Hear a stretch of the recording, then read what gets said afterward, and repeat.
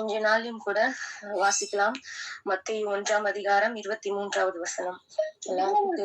கர்ப்பவதி ஆகி ஒரு குமாரனை பெறுவான், அவருக்கு இம்மானுவேல் என்று பெயரிடுவார்கள் என்று சொன்னான். இம்மானுவேல் என்பதற்கு தேவன் நம்மோடு இருக்கிறார் என்று அர்த்தமாம். ஆமென். ஆமென். ஹalleluya. இன்னைக்கு நான் எதை குறித்து உங்களோடு கூட பேச வந்திருக்கிறேன்னா, தேவன் நம்மோடு இருக்கிறார். ஆமென். எப்பொழுதும் யோசிச்சு பாருங்க, நம்மளுடைய வாழ்க்கையில நம்முடைய சூழ்நிலைகள் எல்லாவற்றிலையும் தேவன் மாறாதவராய் தான் அப்படியே தான் இருக்கிறாரு. யோசிச்சு பார்க்கும்போது நம்மளுடைய வாழ்க்கையில தெரியும், நம்ம தான் ஒரு ஒரு சீசனுக்கு ஏத்த மாதிரி, ஒரு ஒரு சூழ்நிலைமைக்கு ஏத்த மாதிரி நம்ம மாறி இருப்போமே தவிர, அவர் எப்பொழுதும் மாறாத தேவனாய் நம்மளோடு கூட இருக்கிறார். இம்மானுவேல் என்பதற்கு தேவன் நம்மோடு இருக்கிறார் என்று அர்த்தமாம். ஆமென். ஹalleluya. ஆண்டவருக்கு எவ்வளவு ஒரு அருமையான ஒரு நாமம் அல்ல அது. நான் எப்பவுமே ஆரோனை கூப்பிடும்போது நிறைய நிறைய டைம் சொல்லிட்டே இருப்பேன்.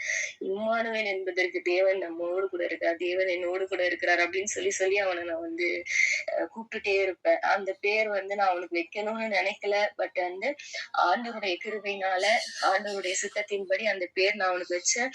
இம்மட்டும் ஆண்டவர் ஒரு ஒரு நாளும் என்னோடு கூட இருக்கிறார் என்று நான் ரொம்ப ஒரு ஒரு டைமும் யோசிச்சு பார்க்கும்போது சந்தோஷப்படுவேன். இம்மானுவேல் என்பதற்கு அந்த வார்த்தையை நான் ரொம்ப யோசிச்சு பார்ப்பேன். இம்மானுவேல் என்பதற்கு தேவன் நம்மோடு இருக்கிறார் என்று அர்த்தமாம். அது எவ்வளவு ஒரு அருமையான நாமம்ல இம்மானுவேல் என்பது. அது அதோடைய அர்த்தம் என்ன? தேவன் நம்மோடு இருக்கிறார் அப்படி. அப்போ இந்த மனுக்குலம் ஆண்டவரை அறிந்து கொள்வதற்கு ஒரு சாட்சியா அந்த தேவதூதன் சொல்லும் பொழுது, அந்த தெய்வம் எப்படிப்பட்டவர் என்பதையும் அழகா கூறப்பட்டிருக்கிறது. இம்மானுவேல், தேவன் நம்மோடு இருக்கிறார் என்று அர்த்தம் என்று சொல்லி. அப்போ இன்னும் நம்ம நம்முடைய சூழ்நிலைகள், போராட்டங்களை எல்லாம் பார்த்து சொல்ல வேண்டியது என்னன்னு பார்த்தோம்னா, இயேசு தேவன் என்னோடு கூட இருக்கின்றார் என்ற ஆழ்ந்த விசுவாச வார்த்தையை நம்ம ஒவ்வொரு நாளும் நம்மளுடைய சூழ்நிலைமைகளை பார்த்து சொல்லணும்னு அவர் விரும்புகிறார். அதற்காக தான் அவர் நம்ம இந்த உலகத்திற்கு வந்தார். ஆமென். இந்த உலகத்திற்கு அவர் அவருக்கு இம்மானுவேல்னு பேர் வச்சு, இம்மானுவேல் என்பதற்கு தேவன் உன் கூட இருக்கிறாரு அப்படின்ற ஒரு விசுவாச அறிக்கையை, ஒரு விசுவாச காரியத்தை நம்மளுடைய இருதயத்துல அவர் பதித்து வைத்திருக்கிறார். அப்போ இன்றைக்கு யாரெல்லாம் நம்ம சொல்றோம், எல்லா சூழ்நிலைமைகளையும் பார்த்து தேவன் என்னோடு கூட இருக்கிறார் என்று அச்சம் இல்லாம, பயம் இல்லாம நம்ம அந்த பிரச்சனைகளை பார்த்து சொல்கிறோமா? அப்படிப்பட்ட ஒரு விசுவாச அறிக்கையை ஆண்டவர் நம்ம இடத்துல இருந்து ஒவ்வொரு நாளும் எதிர்பார்க்கிறார். இன்றைக்கும் கூட இயேசு இந்த உலகத்திற்கு என்றைக்கு இந்த இயேசு இந்த உலகத்துக்கு வந்தாரோ, அப்பொழுதே நாம தனிமையானவர்களா இல்ல, அவருடைய பார்வையில நம்ம கைவிடப்பட்டவர்களா அல்ல. நம்மை ரட்சிக்க வந்த அந்த ரட்சகர் நம்மோடு கூட இருக்கிறார். நாம் அவருடைய பிள்ளைகளா இருக்கிறோம்.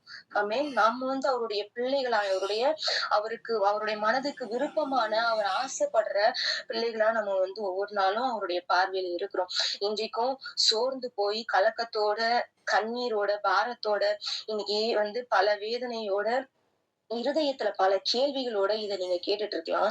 உங்களை பார்த்து, நம்ம ஒவ்வொருவரையும் பார்த்து, நம்ம சோர்ந்து போயிருக்கிற நம்ம ஒவ்வொருவரையும் பார்த்து ஆண்டவர் சொல்றாரு, கலங்காதே மகனே, மகளே, உன் தேவன் நான் உன்னோட கூட இருக்கிறேன் என்று சொல்லுகிறார். ஆமென். இன்னைக்கு நம்ம யோசிக்கலாம், ஏன் எனக்கு இப்படி நடந்துச்சு, ஏன் எனக்கு இப்படி நடக்குது, ஏன் இவ்வளவு வலி, வேதனை, இந்த காரியம் என் வாழ்க்கையில எப்படி முடியும், இந்த இந்த பாரம் என்னை விட்டு எப்போ நீங்கும், இப்படியாக பல காரியங்களுக்குள்ள நம்ம என்ன செஞ்சுட்டு இருக்கலாம், மாட்டிட்டு சிந்தித்து கொண்டு இருக்கலாம்.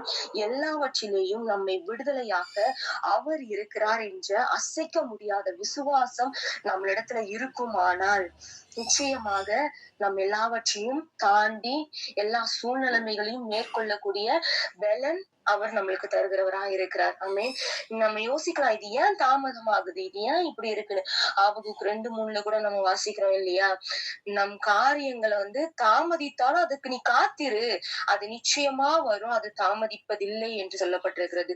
இன்றைக்கும் நம்மளுடைய வாழ்க்கையில சில காரியங்கள் தாமதிக்கலாம், நிறைவேறாம இருக்கலாம். பட் காடோட பர்பஸ், ஆண்டவருடைய பர்பஸ் அந்த காரியத்துல வேற மாதிரி இருக்கும். ஆமென்.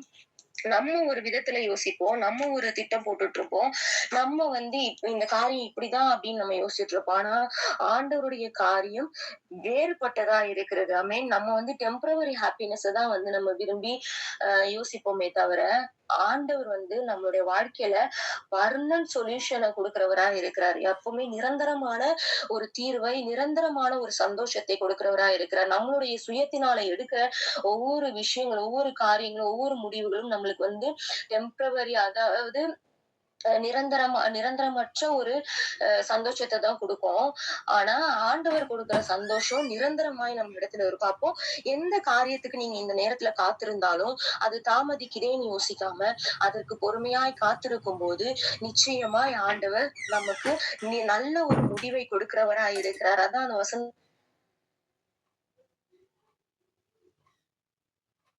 அவர் நம் மீது வைத்திருக்கிற திட்டத்தின் நோக்கம் மிகவும் பெரியதா இருக்கிறது. எனவே அவர் பாதத்துல அமர்ந்து காத்திருக்க வேண்டும். ஒவ்வொரு நாளும் நம்ம அவருடைய பாதத்துல அமர்ந்து காத்திருக்க வேண்டும்.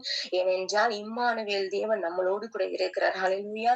அப்போ தேவன் நம்மளோடு கூட இருக்கிறார் என்பதை உறுதிப்படுத்துகிற ஒரு 3 சம்பவங்களை பற்றி நான் உங்கள்ட்ட சுருக்கமா சொல்ல விரும்புகிறேன்.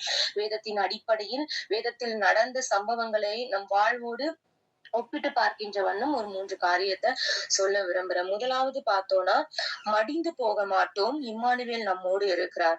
மதிப்பிழக்க மாட்டோம். 2வது காரியம், மதிப்பிழக்க மாட்டோம், இம்மானுவேல் நம்மளோடு கூட இருக்கிறார். 3வது காரியம், மாறாதவரா இம்மானுவேல் நம்மளோடு கூட இருக்கிறார். ஆமென். ஹalleluya. முதலாவது காரியம் பார்ப்போம். மடிந்து போக மாட்டோம், இம்மானுவேல் நம்மளோடு கூட இருக்கிறார். நம்ம எல்லாருக்கும் தெரிந்த ஒரு பகுதி, லூக்கா எழுதின சுவிசேஷம் 8ஆம் அதிகாரம் வசனம் வந்து 22ல இருந்து 25 முறை யாராவது படிங்க. பின்பு ஒரு நாள் அவர் தமது சீசரோடு கூட படகில் ஏறி கடலின் அக்கறைக்கு போவோம் வாருங்கள் என்றார். அப்படியே புறப்பட்டு போனார்கள். படகு ஓடுகையில் அவர் நித்திரையாய் இருந்தார். அப்பொழுது கடலிலே சுழல் காற்று உண்டானதால் அவர்கள் மோசமடையத்தக்கதாய் படகு ஜலத்தினால் நிறைந்தது. அவர்கள் அவரிடத்தில் வந்து, ஐயரே ஐயரே, மடிந்து போகிறோம் என்று அவரை எழுப்பினார்கள். அவர் எழுந்து காற்றையும் ஜலத்தின் கொந்தளிப்பையும் அதட்டினார். உடனே அவைகள் நின்று போய் அமைதல் உண்டாயிற்று. அவர் அவர்களை நோக்கி, உங்கள் விசுவாசம் எங்கே என்றார். அவர்கள் பயந்து ஆச்சரியப்பட்டு, இவர் யாரோ, காற்றுக்கும் ஜலத்துக்கும் கட்டளையிடுகிறார், அவைகளும் இவருக்கு கீழ்ப்படுகிறதே என்று ஒருவரோடொருவர் சொல்லிக் கொண்டார்கள். ஹalleluya. இத படிக்கும் போதே நம்மளுக்கு புரிஞ்சிருக்கும். இந்த சம்பவத்தை நம்ம அநேக டைம் வந்து நம்ம படிச்சிருப்போம். நம்மளுக்கு தெரிந்த ஒரு சம்பவம் தான். இயேசுவும் அவருடைய சீஷர்களும் கப்பல்ல பயணித்துக் கொண்டிருக்கிறார்கள். அக்கறைக்கு போக வேண்டும் என்று அவர்கள் என்ன செய்யறாங்க, அந்த படகுல பயணிக்கிறாங்க. அப்பொழுது பலத்த காற்றடித்ததில் படகு அமிழத்தக்க கடல் கொந்தளித்தது. அப்போ என்ன பண்றாங்க, அங்க இருக்க சீஷர்கள் எல்லாரும் என்ன ஆகுமோ ஏதாகுமோன்னு பயந்த ஒரு சூழ்நிலைமை உருவாகுது அந்த இடத்துல. அப்பொழுது பார்த்தோம்னா இயேசு தூங்கி கொண்டிருந்தார் அப்படின்னு சொல்லிட்டு வேதத்துல போடப்பட்டிருக்கிறது. அன்றும் பாத்தீங்கன்னா அந்த சீஷர்களுக்குள்ள பல காரியம் தோன்றி இருக்கும்ல. நம்ம அந்த இடத்துல இருந்தோம்னா யோசிச்சு பாருங்களேன். நம்ம இடத்துல வந்து பல காரியம் தோன்றி இருக்கும் அந்த சீஷர்கள் இடத்துல. நம்ம வந்து இங்க தத்தளிச்சுட்டு இருக்கோம், இவர் என்னடானா நிம்மதியா தூங்கிட்டு இருக்கிறாரு. இன்னைக்கும் நம்முடைய வாழ்க்கையில பல சூழ்நிலைமைகள்ல நம்ம இப்படி ஒரு சூழ்நிலைமையில தான் வந்து கடந்து கொண்டு இருக்கிறோம். ஆண்டவர் வந்து என் கூட இருக்கிறாரா இல்லையா? அவங்களும் அததான் யோசிச்சிருப்பாங்கல்ல. அந்த சீஷர்கள் வந்து அததான் யோசிச்சிருப்பாங்க. இப்படி கடல் கொந்தளிக்குது, நம்ம உயிர் நம்ம பொழைப்போமா மாட்டோமானே தெரியல அப்படின்னு சொல்லி அவங்க வந்து போராடிட்டு இருந்திருப்பாங்க. அப்போ இன்னைக்கும் நம்ம அப்படி யோசிச்சுட்டு இருக்கலாம், ஆண்டவர் என் கூட இருக்கிறாரா இல்லையா, அவர் எனக்கு உதவுவாரா இல்லையான்னு பல கொந்தளிப்பு நம்மளுடைய வாழ்க்கையில நம்மளுக்குள்ள இருக்கும். இந்த சீஷர்களுக்கும் அப்படிதான் இருந்துச்சு இல்லையா? கடல் கொந்தளித்தது போல கொந்தளித்தது, காற்று பலமாய் அடிக்கிறது. இயேசு நம்மளோடு கூட இருக்கிறாரா இல்லையா, நம்ம உயிர் தப்பிப்போமா மாட்டோமான்னு பல போராட்டம் அவங்களுக்குள்ள. கதறாங்க, கத்துறாங்க, இயேசுப்பாவை நோக்கி எழுப்புறாங்க. இயேசுவை எழுப்புறாங்க. நாங்க மடிந்து போகிறோமே என்று பயத்தோட கூட அவங்க என்ன செய்யறாங்கன்னா அவரை எழுப்புறாங்க. பயந்து போறாங்க. அந்த நேரம் அந்த சீஷர்களுடைய பயத்தினால அவங்களுக்கு என்ன ஆச்சு, மனம் உடைந்த சூழ்நிலைமைக்குள்ள அவங்க போறாங்க. ஒரு பயம் வந்து, ஒரு திகில் அவங்களை பற்றி கொள்ளுகிறது. அப்போ அப்புறமா இயேசு எழுந்து என்ன செய்யறாரு, இறையாதே அமைதலா இரு என்று சொன்ன மாத்திரத்துல அமைதல் உண்டாயிற்று. ஆமென். அப்பொழுது அந்த சீஷர்கள் காற்றும் கடலும் இவருக்கு கீழ்ப்படுகிறதே என்று ஆச்சரியத்தோடு அவரை வந்து என்ன செஞ்சாங்கன்னா வணங்குனாங்க அப்படின்னு சொல்லப்பட்டிருக்கிறது. அப்ப யோசிச்சு பாருங்களேன். இன்றைக்கும் கூட நான் சொல்றேன், நீங்க எந்த சூழ்நிலைமைய பார்த்து பயந்து கொண்டிருக்கிறீங்களோ, எந்த சூழ்நிலைமைய பார்த்து புலம்பிக் கொண்டிருக்கிறீங்களோ, அந்த சூழ்நிலை அந்த சூழ்நிலைய பார்த்து அந்த சூழ்நிலை வந்து ஆண்டவர பார்த்து பயந்து போகிற காரியம் நம்மளுடைய ஆண்டவரிடத்துல இருக்குது இல்லையா? ஆமென். அப்போ அந்த சூழ்நிலைய பயந்து அடக்கத்தக்க ஒரு தெய்வம் நம்மளோடு கூட இருக்கிறார். என்ன ஆகுமோ, மடிந்து போகிறோமே என்று கவலைப்பட்டார்கள். அங்கு அவர்களை மடிந்து போக விடாமல் அவர்களை நிலைநிறுத்த இம்மானுவேலராய் அவர் அங்கு வெளிப்பட்டார். ஹalleluya. அப்படியாக இப்ப கூட நான் ஒரு சாட்சியை கூட சொல்ல விரும்புறேன். நேற்றைய தினத்துல கூட என்னுடைய வாழ்க்கையிலும் கூட இப்படிப்பட்ட ஒரு சூழ்நிலைமை வந்துச்சு. நேத்து பாத்தீங்கன்னா காலையில இருந்தே வந்து என்னால அது அந்த அந்த விஷயத்த வந்து எப்படி எக்ஸ்பிளைன் பண்றதுன்னு கூட தெரியல. எனக்கு பயங்கரமான ஒரு போராட்டம். எப்படி சொல்றதுன்னு தெரியல. அப்படிப்பட்ட ஒரு போராட்டம். அ எ எதோ என்னென்னமோ தோணுது. மைண்டுக்கு வந்து என்னென்னமோ தோணுது. சம்பந்தமே இல்லாத காரியங்கள் நெறைய எனக்குள்ள வருது. போராட்டம்.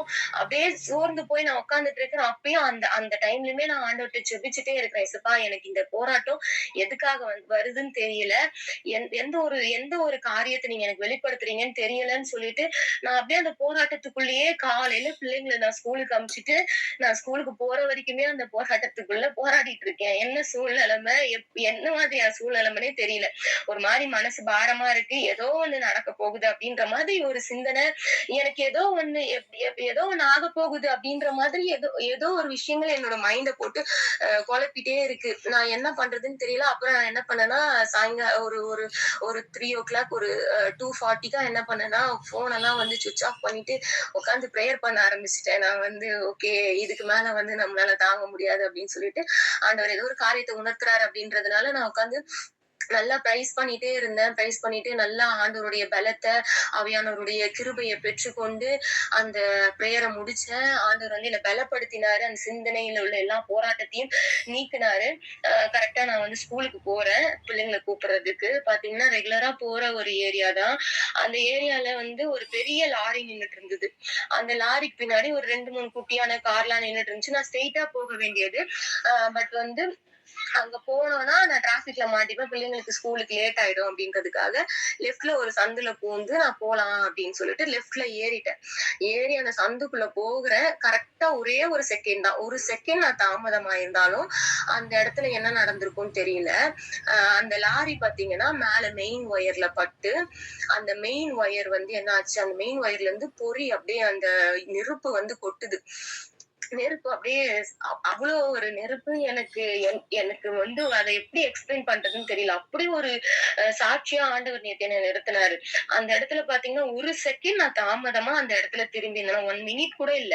ஒரு செகண்ட் நான் தாமதமா திரும்பி இருந்தேன் அப்படின்னா கண்டிப்பா அந்த நெருப்பு வந்து என் மேல விழுந்திருக்கும். அப்படி ஒரு நெருப்பு ஃபுல்லா விழுந்து பயங்கரமான ஒரு சவுண்ட். அந்த இடத்துல எல்லாரும் வந்து கத்திட்டாங்க. எனக்கு என்ன பண்றதுன்னு தெரியல. ஆண்டவருக்கு ஒரு ஒரு செகண்ட் அப்படியே நின்னு ஆண்டவருக்கு நன்றி சொல்லிட்டு நான் வந்து வண்டி எடுத்துட்டு போயிட்டேன். அந்த டைம்ல அம்மாவும் கால் பண்ணாங்க கரெக்ட்டா. ஆனா அம்மா கிட்ட நான் சொல்லல. அப்படியே வந்து வண்டி எடுத்துட்டு நான் கடந்து போயிட்டேன் அந்த இடத்த விட்டு. அப்போ வந்து யோசிச்சு பார்த்தேன். என்னோட வீட்ல வந்து நான் யோசிச்சு பார்க்கும்போதுதான் எனக்கு புரிஞ்சுது. அப்போ ஆண்டவர் வந்து எந்த காரியத்தை நம்மளுக்கு வெளிப்படுத்த விரும்புகிறாரு அப்படின்னு சொல்லிட்டு. அப்போ அந்த நேரத்துல இம்மானுவேலராய் ஆண்டவர் என்னோடு கூட இருந்தத நான் உணர்ந்த ஒவ்வொரு சூழ்நிலையில அந்த மாதிரி ரொம்ப ஒரு குழப்பமான ஒரு சூழ்நிலையில இருந்தேன். ஆனாலும் ஆண்டவர் வந்து என்ன பலப்படுத்தினாரு. அநேக பலவீனங்கள் சரீரத்திலயும் கூட ஆண்டவர் என்னை பலப்படுத்தி அந்த அந்த இடத்துல வந்து எனக்கு அதை எப்படி சொல்றதுன்னு தெரியல. அந்த இடத்துல ஆண்டவர் என்னை காப்பாற்றினாரு. ஒரு செகண்ட் தாமதமா இருந்தேன்னா என்ன நடந்திருக்கும்னு தெரியல. பட் ஆனா ஆண்டவர் என்னை நேர்த்தியாய், அதிசயமாய், அற்புதமாய் வந்து காப்பாற்றினார். அப்போ இன்னைக்கும் வந்து நான் சொல்றேன், நான் சாட்சியா இந்த இடத்துல சொல்றேன். இன்னைக்கும் நம்மளை காப்பாற்ற ஆண்டவர் ஒவ்வொரு நாளும் நம்மளோடு கூட இருக்கிறார். இம்மானுவேலராய் நம்மளோடு கூட இருக்கிறார். அப்படியாக நம்மளை ஆச்சரியமாய் இன்று நம்மளுடைய வாழ்க்கையிலும் பல சூழ்நிலைகள் நிமித்தம் மடிந்து போகாதபடிக்கு நம்மளை உயர்த்துகிற இம்மானுவேலராய் நம்மளோடு கூட இருக்கிறார். வசனம் சொல்லுகிறது, அவர்கள் கரை சேர்ந்தார்கள் அப்படின்னு சொல்லப்பட்டிருக்கிறது. அப்படியாக இன்றைக்கும் நம்மளுடைய வாழ்க்கையில நான் இந்த காரியத்துல கரை சேருவேனா, நான் இந்த காரியத்துல இப்படியேதான் நிப்பேனா அப்படின்னு சொல்லி நீங்க பல போராட்டங்கள் இருக்கலாம். ஆனால் நிச்சயமாய் நம்மை கரை சேர்க்கிற தெய்வம் நம்மளோடு கூட இருக்கிறார். அப்படியாக அவர் நம்மை மடிந்து போக விட மாட்டார். ஆமென். மடிந்து போக விடாத தெய்வம் இம்மானுவேலராய் நம்மளோடு கூட இருக்கிறார். அடுத்தபடியாக மதிப்பிழக்க மாட்டோம், இம்மானுவேல் நம்மளோடு கூட இருக்கிறார் அப்படின்னு நம்ம யோவான் 2ஆம் அதிகாரம் 1 11 வரைக்கும் பார்த்தோம்னா அது நம்ம எல்லாருக்கும் தெரிஞ்ச ஒரு சாப்டர் தான். திராட்சை ரசம் குறைவுபட்டது அந்த காண ஒரு கல்யாணத்தை அந்த சாப்டர் தான் அதுல கூறப்பட்டிருக்குது. அப்போ அந்த இடத்துல என்ன ஆகுதுன்னா திராட்சை ரசம் குறைவுபடுகிறது. அது நிமித்தம் அந்த குடும்பத்தாரின் மதிப்பு என்ன செய்யப்படுது, இழக்கக்கூடிய ஒரு சூழ்நிலை அந்த இடத்துல உண்டாகுது. இப்போ பிராக்டிக்கலா பார்ப்போமே, நம்ம ஒரு ஃபங்க்ஷன் வைக்கிறோம் அப்படின்னா அந்த இடத்துல அந்த நம்ம சாப்பாடோ ஏதோ ஒண்ணு குறையுது அப்படின்னா நம்மளுடைய மதிப்பு அந்த இடத்துல என்ன ஆகும்னா குறைக்கப்படும். அப்போ அந்த குடும்பத்தாருக்கு அது எப்படிப்பட்ட ஒரு விஷயம், அசிங்கமான ஒரு விஷயம் இல்லையா? அந்த குடும்பத்தார் அசிங்கப்படுகிற ஒரு விஷயமா இருக்கிறது. பட் இயேசு அங்கு ஒரு அற்புதத்தை செய்து அவர்களை மதிப்பிழக்காதபடிக்கு அவர்களோடு கூட இருந்தார். இதுல நம்ம புரிந்து கொள்ள வேண்டிய விஷயம் என்னன்னா 2வது வசனத்துல சொல்லப்பட்டிருக்கிறது, இயேசுவும் அவருடைய சீஷர்களும் அழைக்கப்பட்டார்கள் என்று நான் புரிந்து கொண்ட விஷயத்தை உங்களிடத்துல நான் ஷேர் பண்றேன்.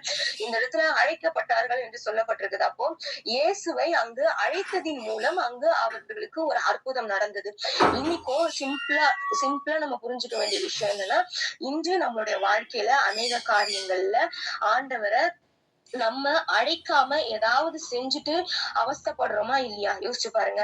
சில காரியங்கள்ல நம்மளுடைய சுயத்தின் மேல நம்ம சாஞ்சிட்டு நம்மளுக்கு அதுல அந்த காரியம் வாய்க்கலையே, அந்த காரியம் எனக்கு கரெக்டா முடியலையேன்னு நம்ம என்ன செய்யறோம்னா அவஸ்தைப்படுறோம். அதுல நம்ம அந்த காரியத்துல நம்ம அவஸ்தைப்படுறோம் அப்படின்னாலே நம்ம சோதித்து பார்க்கணும், நம்ம அதுல ஆண்டவரை நம்ம முன்னிறுத்தி இருக்கிறோமா அப்படின்னு சொல்லிட்டு.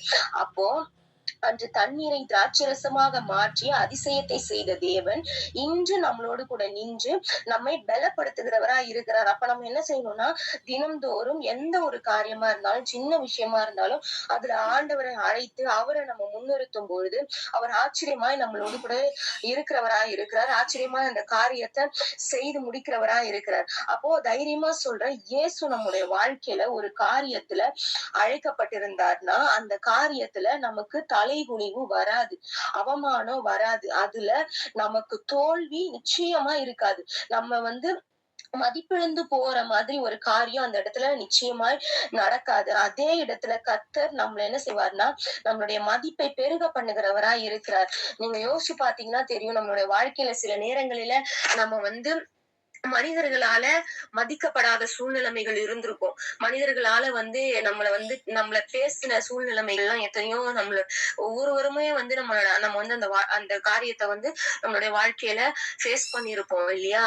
எல்லாருடைய வாழ்க்கையிலும் இருந்திருக்கும். யாராவது ஒருத்தர் ஏதாவது ஒரு சூழ்நிலைமையில நம்மள அவமானப்படுத்திருப்பாங்க, நம்மள கேவலமா பேசியிருப்பாங்க. இந்த மாதிரியான சூழ்நிலைமைய நம்ம கடந்து வந்திருப்போம். ஆனா நிச்சயமா சொல்றேன், அந்த காரியத்துல நம்மளுடைய சுயத்தை நம்ம அடக்கி கொண்டு நம்மளுடைய மாம்சத்தின் கிரியைகளை நம்ம அடக்கி கொண்டு ஏசப்பா நீங்க பேசுங்க இந்த காரியத்துல நீங்க பேசுங்க நம்ம சொல்லியிருந்திருப்போம் அப்படின்னா நிச்சயமாய் ஆண்டவர் அவர்கள் முன்பதாக நம்மளை சாட்சியா நிறுத்தி இருக்கிறார். அநேகரை ஆண்டவர் நிறுத்தி இருக்கிறார். அப்போ இந்த காரியத்துல அவருடைய வேலை வரும் வரை அவர் என்ன செஞ்சார்னா காத்திருந்தார். அவருடைய வேலை வந்த போது அன்று வெறும் தண்ணீரை திராட்சரசமாக மாற்றினார். ஆமென். அப்போ இன்றும் ஆண்டவர் நம்மை பார்த்து சொல்லுகிறது என்னவென்றால், சாதாரண தண்ணீரை ரசமாய் மாறி அவர்களுக்கு ஒரு கௌரவத்தை ஒரு மதிப்பை உண்டாக்கினது போல இன்றைக்கும் உங்க வாழ்க்கையில் இருக்கிற ஒரு சாதாரண காரியத்தை மகிமையான காரியமாய் மாற அவர் ஆசைப்படுகிறார். அவர் விரும்புகிறவராய் இருக்கிறார். அதை மாற்ற அவர் வல்லமை உள்ளவராய் இருக்கிறார். ஆமென். ஹல்லேலூயா. அப்போ இன்றைக்கும் நம்ம நினைக்கலாம் சாதாரண காரியம் இது அப்படின்னு நினைக்கலாம் நம்ம, ஆனா அதை மகிமையாய் மாற்றுகிற தெய்வம் நம்மளோடு கூட இருக்கிறார். ஹல்லேலூயா. எத்தனை பேர் இன்னைக்கு நீங்க விசுவாசிக்கிறீங்க? அன்னைக்கு பாத்தீங்கன்னா ஒரு சின்ன கோல்ல வச்சுதான் அந்த செங்கடல் என்ன செஞ்சது, பிளந்தது. அப்போ அந்த ஆரோனுடைய கோல் அது எப்படி துளிர் வந்தது இல்லையா? அதெல்லாம் சாத்தியமான காரியமா இல்ல. ஆனா ஆண்டவருடைய பார்வையில அது சாத்தியமாய் மாறினது. அப்போ இன்றைக்கும் நம்மளுடைய வாழ்க்கையிலையும் எதை நினைச்சும் கவலைப்படாதீங்க. அந்த இயேசுவை, அந்த மகிமையான தெய்வத்த நம்மளுக்குள்ள அழைத்து அவரை முன்னிறுத்துவோமானால், அப்படியாக முழுமையாக அவர் நம்மளுக்குள்ள வரும்பொழுது, காரியங்கள் எல்லாம் மாறுதலாய் முடியும். ஆமென். அவர் நமக்கு பலம் தருகிறவராய், ஞானம் தருகிறவராய், பகுத்தறியக்கூடிய பகுத்தறிவையும், ஆலோசனைகளையும் கொடுக்கிறவராய் இருக்கிறார். அப்படியாக அவர் நமக்கு கொடுக்கும் ஞானம், தெளிவு தெளிவு எல்லாவற்றிலேயும் அவருடைய தெளிவு நம்மளிடத்துல வரும்பொழுது, யோசிச்சு பாருங்க, நம்மளுடைய வாழ்க்கையில நம்ம சுயமா யோசிக்கிற காரியத்தை பார்க்கிலும் ஆண்டவர் நம்மளுக்கு கொடுக்கிற ஞானம் மிக பெரியது. நம்ம ஆவிக்குரிய வாழ்க்கையில நம்ம வளர வளர ஆண்டவர் நம்மள ஞானத்தினால நிரப்புகிறவரா இருக்கிறார். அநேக சூழ்நிலைமைகளை, அநேக காரியங்களை நம்ம கற்றுக்கொள்ளக்கூடிய அந்த பகுத்தறிவை ஆண்டவர் நம்மளுக்கு கொடுக்கிறவரா இருக்கிறார். அப்படியாக அவர் நம்முடைய மதிப்பை உயர்த்தக்கூடியவர்களாய் இருக்கிறார். ஆண்டவரை ஏற்றுக்கொள்வதற்கு முன்பதாக நம்மளுடைய வாழ்க்கை எப்படிப்பட்டது வேணா இருந்திருக்கலாம். நம்ம சினிமா பாட்டு கேட்கிறவங்க, சீரியல் பாக்குறவங்க, இப்படி நிறைய காரியங்கள் நம்மளுடைய வாழ்க்கையில இருந்திருக்கும்.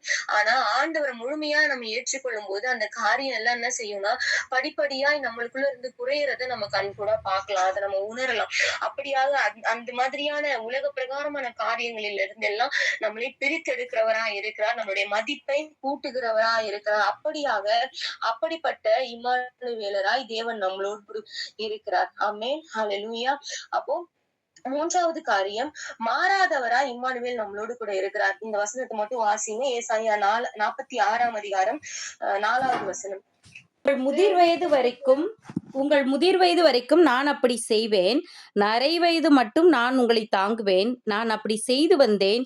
இனிமேலும் நான் ஏந்துவேன், நான் சுமப்பேன், தப்புவிப்பேன். ஆமென். ஹல்லேலூயா. ஹல்லேலூயா. இன்றைக்கும் நம்ம எவ்வளவு பெரியவர்களா இருந்தாலும் சரி, அவருடைய பார்வையில நம்ம அவரின் பிள்ளைகளா இருக்கிறோம். ஆமென். யோசிச்சு பாருங்க, இன்னைக்கு நம்ம எவ்வளவு பெரிய ஆளா இருக்கலாம். நம்மளுக்கு நம்ம பிள்ளைங்களை எடுத்திருக்கலாம், பேர பிள்ளைங்கள் இருக்கலாம். ஆனாலும் அவருடைய பார்வையில நம்ம எப்படிப்பட்டவர்களா இருக்கிறோமா, நம்ம அவருடைய பார்வையில பிள்ளைகளா இருக்கிறோம். தாயின் கருவில நம்மை உருவாக செய்தவர் நம்ம ஆண்டவர். ஆமென். அந்த கருவை பத்திரமா அவர் பார்த்து கொண்டார். அவர் நினைச்சிருந்தா சத்ருவின் கையில நம்மள ஒப்பு கொடுத்திருக்கலாம் இல்லையா? ஒவ்வொரு நாளும் சத்ரு எப்படிலாம் நம்மள விழுங்கலாம் என்று வகை தேடி சுற்றி அடைகிறான். அப்படிப்பட்ட அந்த சத்ருவின் கைகளில் எல்லாம் ஒப்பு கொடுக்காம ஆண்டவர் தாயின் கருவில உருவாவதற்கு முன்பதாகவே நம்மளை பெயர் சொல்லி அழைத்து, அந்த தாயின் கருவில 10 மாதங்கள் நம்ம இருக்கும்போது நம்மளை கண்மணியை போல பாதுகாத்து அவர் என்ன செய்யறாரு, ஒவ்வொரு நிமிஷமும் நம்மளை பாதுகாத்து கொண்டிருக்கிறவரா இருக்கிறார். அப்போ நமக்கு விரோதமாய் சத்ரு என்னவெல்லாம் திட்டம் போட்டாலும் ஆண்டவர் அவங்க கையில நம்மளை ஒப்பு கொடுக்கிறவரா இல்லாமல் அவருடைய கரத்தினால நம்மளை தாங்குகிறவராய், ஏந்துகிறவராய், சுமக்கிறவராய் இருக்கின்றார். இம்மானுவேலராய் நம்மளோடு கூட இருக்கிறார். அப்படியே நம்மளோட வாழ்க்கையை யோசிச்சு பார்க்கும்போது தெரியும், ஒவ்வொரு காரியத்திலையும் இம்மானுவேலராய் அவர் நம்மளை தாங்கி, ஏந்தி, சுமந்து தப்புவித்திருக்கிறார். ஆமென். ஹல்லேலூயா. இன்றைக்கும் நம்மளுடைய ஜீவன் இந்த உலகத்துல வாழுதுன்னா, நம்ம ஜீவனோடு கூட நம்ம இந்த உலகத்துல இருக்கிறோம்னா, அதற்கு காரணம் இயேசு மட்டுமே. எப்ப வேணாலும் எந்த மனுஷன் வேணாலும் மாறலாம். ஆனா மாறாத தேவன் நம்மளோடு இருந்து சகலத்திலும் நம்மை தேற்றுகிறவராய் அவர் இருக்கிறார். ஆமென். ஹல்லேலூயா. அப்படியாக இந்த 3 காரியமாக நம்மளோடு கூட ஆண்டவர் இன்னைக்கு பேசி இருக்கிறாரு. எந்த காரியத்திலையும் அவர் நம்மளை மடிந்து போக விடுவதே இல்லை. எந்த காரியத்திலையும் சோர்ந்து போகாம தேவன் என்னோடு கூட இருக்கிறார் என்ற தைரியத்தோடு கூட எல்லா சூழ்நிலைமைகளையும் நம்ம கடக்க முயற்சி செய்வோம். எந்த ஒரு சூழ்நிலைமைகளிலும் இந்த உலக பிரகாரமான மனிதர்கள் மத்தியிலும் சரி, எந்த காரியங்களின் மத்தியிலும் சரி, நம்முடைய மதிப்பை அவர்